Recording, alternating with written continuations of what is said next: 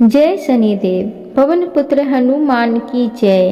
प्रिय भक्तजनों, मैं पुष्पा आप सबका स्वागत करती हूँ आपका अपने YouTube चैनल पुष्पा शर्मा हिंदी कहानियाँ में। आज हम सब शनिदेव की कथा को बड़े ही प्रसन्न चित्त मन के साथ श्रवण करेंगे। तो चलिए कथा को श्रवण करते हैं। एक समय की बात है कि नवग्रहों के बीच में श्रेष्ठता को लेकर विवाद हो गया। सभी ग्रह देवराज इंद्र के पास पहुँचे कि यह आप फैसला करके बताएं कि हम नवग्रहों में कौन श्रेष्ठ है। तब देवराज इंद्र ने इस समस्या का समाधान करने के लिए सभी ग्रहों को राजा विक्रमादित्य के पास भेज दिया। यह कहकर कि पृथ्वी पर इस समय बहुत ही न्यायप्रिय राजा विक्रमादित्य उज्जैन में राज करते हैं। आप उनके पास ही यह प्रश्न लेकर जाइए। सभी ग्रह राजा विक्रमादित्य के पास पहुँचे कि यह बताएं कि हम सभी ग्रहों में श्रेष्ठ कौन है। ग्रहों के इस प्रश्न को सुनकर राजा विक्रमादित्य सोच में पड़ गए, क्योंकि किसी को भी छोटा बताया तो वह नाराज हो जाएंगे। राजा ने प्रश्न का उत्तर देने के लिए एक युक्ति निकाली। राजा विक्रमादित्य ने 9 धातुओं के 9 अलग अलग सिंहासन बनवाए। सभी ग्रहों को इन पर बैठने के लिए कहा गया और साथ ही यह भी बताया गया कि जो अंत में बैठेगा वह सबसे छोटा होगा। सबसे अंत में लोहे का सिंहासन होने के कारण शनिदेव सबसे अंत में बैठ पाए। शनिदेव को लगा कि राजा विक्रमादित्य ने उनके साथ छल किया है और वह क्रोधित हो गए। राजा विक्रमादित्य की 7:30 आई तो एक दिन शनि महाराज घोड़े के व्यापारी बनकर विक्रमादित्य के पास आए और विक्रमादित्य ने एक घोड़ा पसंद किया और उस पर सवार हो गए। यहीं पर विक्रमादित्य शनि के फेर में फंस गए। घोड़ा राजा विक्रमादित्य को घने जंगल में ले जाकर गायब हो गया। राजा विक्रमादित्य भटकते हुए एक नगर में पहुँचे। वहाँ एक सेठ की दुकान पर राजा ने जल पिया और विश्राम करने लगे। संयोगवश उस दिन सेठ की अच्छी कमाई हुई। सेठ को लगा कि यह व्यक्ति उसके लिए भाग्यशाली है और उस पर दया करके अपने साथ घर ले आया। जब सेठानी भोजन लगा रही थी तब अचानक राजा ने देखा कि सामने की दीवार पर खूंटी में हार लटक रहा है, जिसे दीवार निगलता जा रहा है। सेठ को लगा कि खूंटी पर लटकता हार इसी अपरिचित ने चुराया है, तो उससे हार के बारे में पूछने लगा। राजा विक्रमादित्य ने अपनी असली पहचान छुपा लिया था और खुद को बीका नाम का उज्जैन निवासी बताया था। इसलिए सेठ को जब बीका ने बताया कि हार दीवार निगल गया है तो उसे यकीन नहीं हुआ और उसने राजा से हार चोरी की शिकायत कर दी। राजा ने विक्रमादित्य से हार के बारे में जानना चाहा तो उसने बताया कि उसके देखते ही देखते खूंटी ने हार को निगल लिया था। इस बात पर राजा क्रोधित हो गए और उन्होंने चोरी करने के अपराध में राजा विक्रमादित्य के हाथ पैर काटने का आदेश दे दिया। राजा विक्रमादित्य के हाथ पैर काटकर उनको नगर की सड़क पर छोड़ दिया गया। कुछ दिन बाद एक तेली उसे उठाकर अपने घर ले गया और उसे अपने कोल्हू पर बैठा दिया। राजा आवाज देकर बैलों को हाँकता रहता। इस तरह तेली का बैल चलता रहा और राजा को भोजन मिलता रहा। शनि के प्रकोप की 7:30 पूरी होने पर वर्षा ऋतु प्रारंभ हुई। राजा विक्रमादित्य एक रात मेघमल्हार गा रहे थे कि तभी नगर के राजा की लड़की राजकुमारी मोहिनी रथ पर सवार होकर उस तेली के घर के पास से गुजर रही थी। उसने मेघमल्हार राग सुना तो वह मोहित हो गई। राजकुमारी ने दासी को भेजकर गाने वाले को बुला लाने के लिए कहा। दासी ने लौटकर राजकुमारी को अपंग राजा के बारे में सब कुछ विस्तार से बता दिया। राजकुमारी अपाहिज राजा से इस तरह प्रभावित हुई थी कि उसने मन ही मन यह निश्चय कर लिया था कि वह अपाहिज राजा से ही विवाह करेगी। राजकुमारी ने अपने माता पिता से जब यह बात बताई तो वे सभी यह बात जानकर हैरान रह गए। रानी ने मोहिनी को समझाया, बेटी तुम्हारे भाग्य में तो किसी राजा की रानी होना लिखा है। ऐसे में तुम उस अपाहिज से विवाह करके अपने पांव पर कुल्हाड़ी क्यों मार रही है? राजकुमारी तो मन में ठान चुकी थी, अपनी जिद नहीं छोड़ेगी। अपनी जिद पूरी करने के लिए उसने भोजन करना छोड़ दिया और प्राण त्याग देने का निश्चय कर लिया। आखिर राजा रानी को विवश होकर अपंग विक्रमादित्य से राजकुमारी का विवाह करवाना पड़ा। विवाह के बाद राजा विक्रमादित्य और राजकुमारी तेली के घर में रहने लगे। उसी रात स्वप्न में शनिदेव ने राजा से कहा, राजा, तुमने मेरा प्रकोप देख लिया। मैंने तुम्हें अपमान का दंड दिया है। राजा ने शनिदेव से क्षमा करने को कहा और प्रार्थना की कि हे शनिदेव, आपने जितना दुख मुझे दिया है अन्य किसी को न देना। शनिदेव ने कुछ सोचकर कहा, राजा, मैं तुम्हारी प्रार्थना स्वीकार करता हूँ। जो कोई स्त्री पुरुष मेरी पूजा करेगा, शनिवार को व्रत करके मेरी व्रत कथा सुनेगा, उस पर हमेशा मेरी अनुकंपा बनी रहेगी।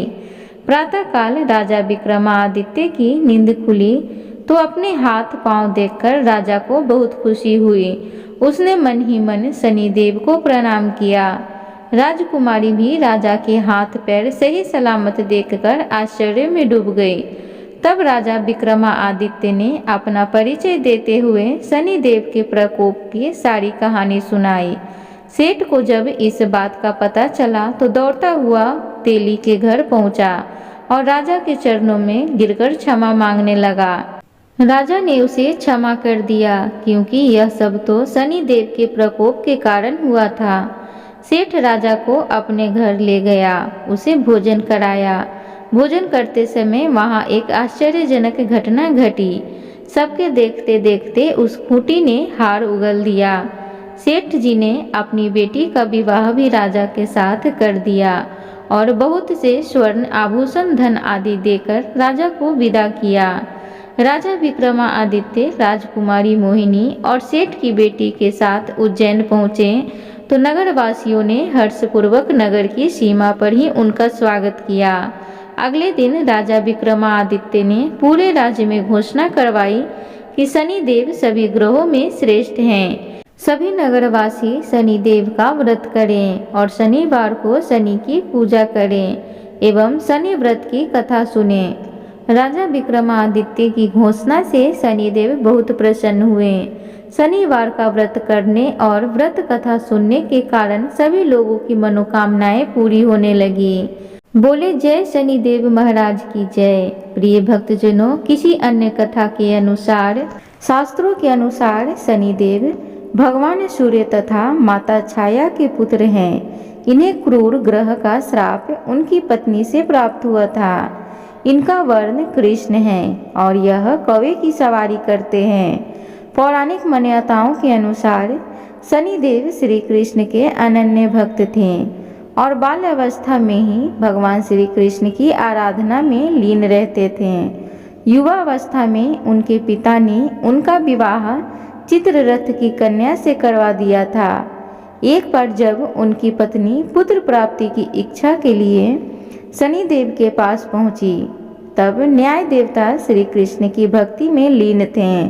वह बाहरी संसार से पूर्ण रूप से कट चुके थे। प्रतीक्षा करके जब उनकी पत्नी थक गई, तब उन्होंने क्रोध में आकर शनिदेव को श्राप दे दिया और कहा कि वह जिसे भी देखेंगे वह नष्ट हो जाएगा। ध्यान टूटने के बाद शनिदेव ने अपनी पत्नी को बहुत मनाया और श्राप वापस लेने को कहा।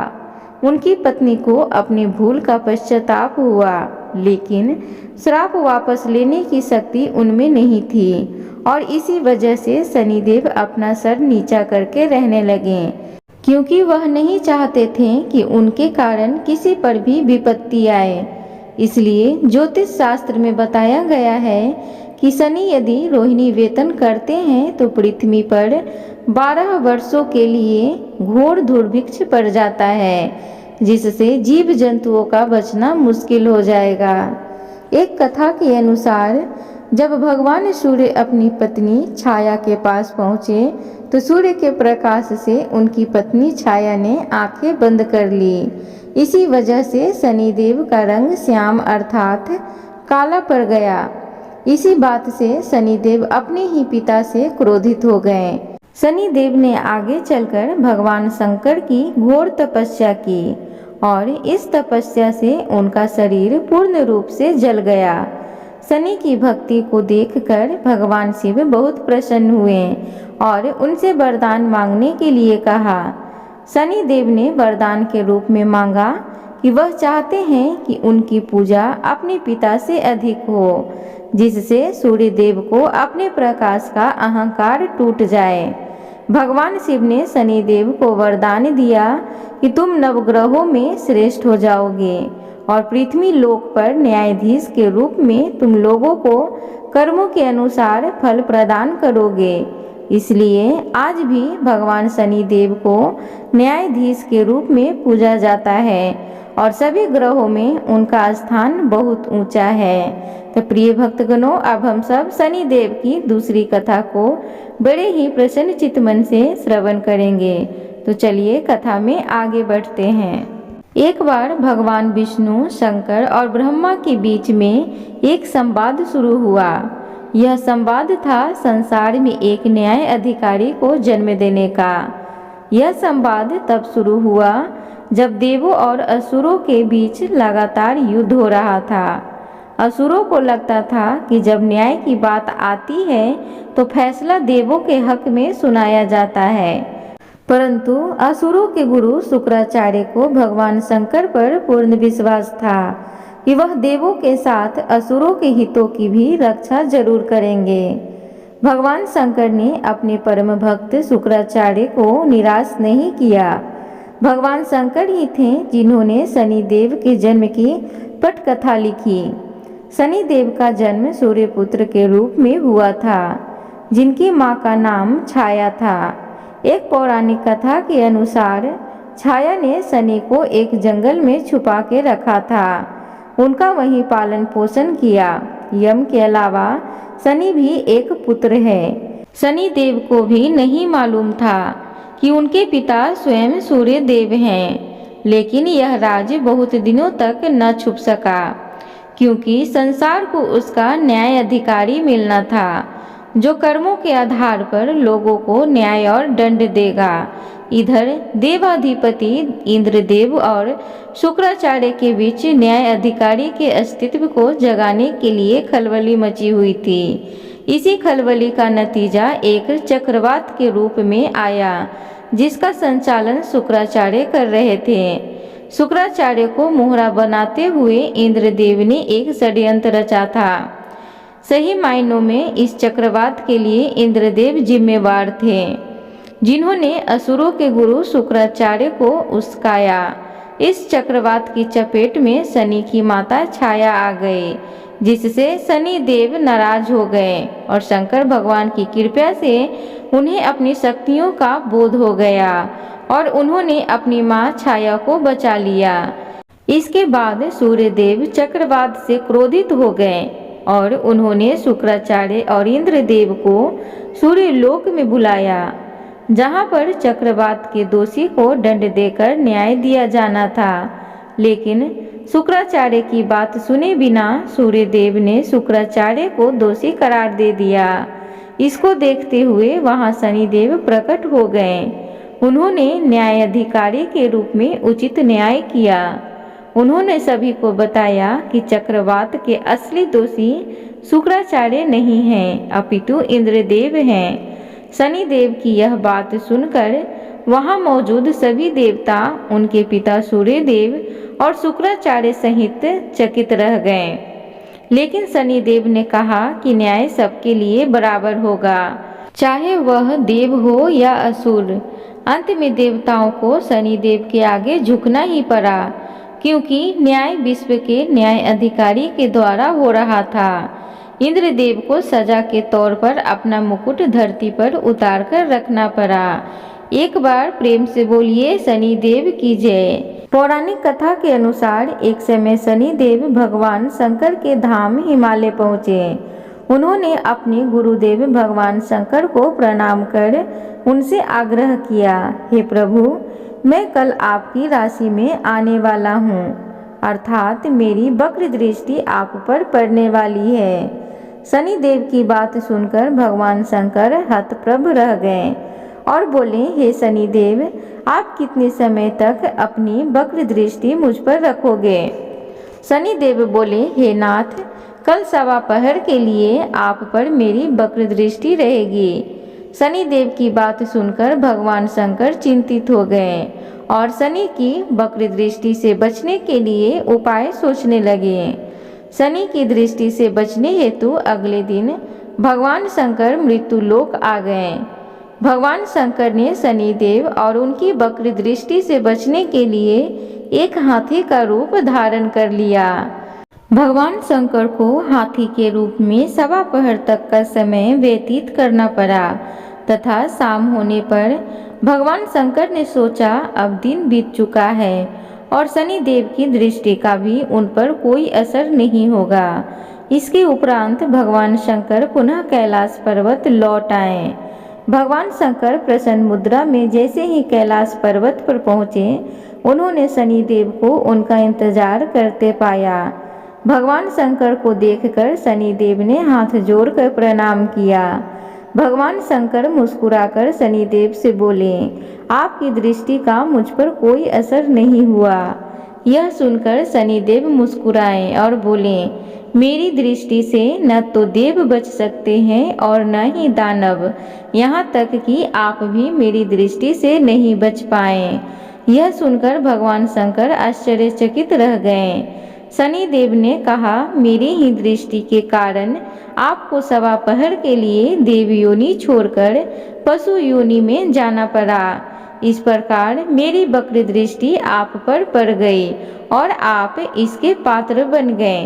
शनिदेव की न्यायप्रियता को देखकर भगवान शंकर प्रसन्न हो गए और शनिदेव को हृदय से लगा लिया। प्रिय भक्तगणों, तो इस प्रकार शनिदेव की कुछ छोटी सी कथा थी। आप सबसे उम्मीद करूंगी कि आज की कथा आप सबको अच्छी लगी हो, तो कृपया चैनल को सब्सक्राइब करें, वीडियो को लाइक करें, कमेंट बॉक्स में जय शनिदेव जरूर लिखें। तब तक के लिए आप सबसे विदा लेती हूँ। धन्यवाद।